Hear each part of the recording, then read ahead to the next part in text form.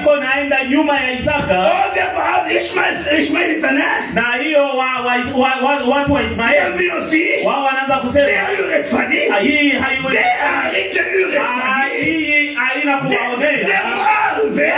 Wao walirithi ni baraka na baba yao. Na wewe uko na rithi baraka na baba yako. Sasa baba yako ni nani? Wewe ni mtoto wa nyoka. Wewe unapata baraka ya nyoka. Nyoka yako nafanya yeye eko na wapoteza wale ambao wanapenda kumtumikia Mungu. Na ndani ya kanisa ya Mungu uko na watu wa ile Ismaeli ndani ya kanisa. Kumuni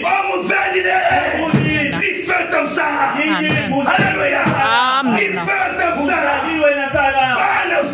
Mtoto wa Sara wako napata Biblia wakati ambao Ismaeli yeye eko naenda na mama yake. Na leo tuliambia kanisa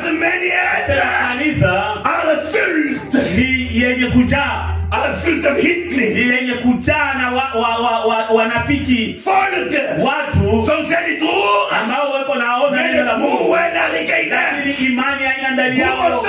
Ndugu na dada, imani inatokea kile unasikia.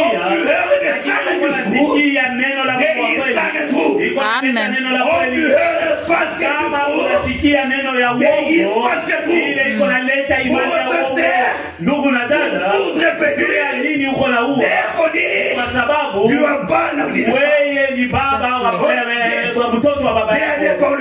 Vile Paulo anasema Kaini aliuawa sababu yeye alikuwa mtoto wa baba yake ambaye ni muuaji mwanzo. Na Yesu anasema Yohana 15 mimi ni mshuhuda wa kweli. Mimi ni mzabibu wa kweli. Na kila mbegu ndani yangu